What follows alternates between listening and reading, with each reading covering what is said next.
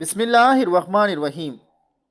حضرت ابن مسعود رضی اللہ تعالیٰ عنہ سے روایت ہے کہ رسول اللہ صلی اللہ علیہ وآلہ وسلم نے ارشاد فرمایا کہ قیامت کے دن لوگوں میں سب سے زیادہ مجھ سے قریب درود پاک پڑھنے والا ہوگا۔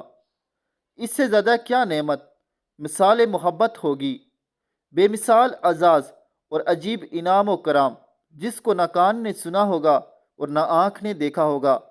میدان حشر میں جس انسان کے نامہ اعمال میں دو چیزیں کثرت سے ملیں، ایک درود پاک اور دوسرا استغفار، تو یہ دونوں اعمال اس کی نجات کے لیے کافی اور شافی ہوں گے۔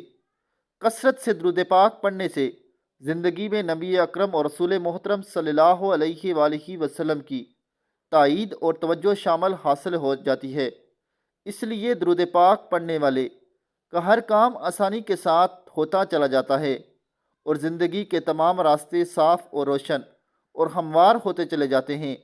اللہ تعالیٰ کی طرف سے کثرت رحمت کی وجہ سے اس بندے کی زندگی اس پر نہایت آسان اور راحت والی ہو جاتی ہے، کیونکہ کثرت سے درود شریف پڑھنے کی وجہ سے اس بندے کا بال بال اللہ تعالیٰ کی رحمتوں میں ڈوبا ہوا ہوتا ہے۔ اس وجہ سے بزرگوں کا قول ہے کہ درود پابندی سے پڑھنے والا بھیانک زندگی سے نکل کر روحانیت والی پاکیزہ زندگی میں داخل ہو جاتا ہے۔ اللہ پاک ہمیں کثرت سے درود پاک پڑھنے کی توفیق عطا فرمائے، آمین ثم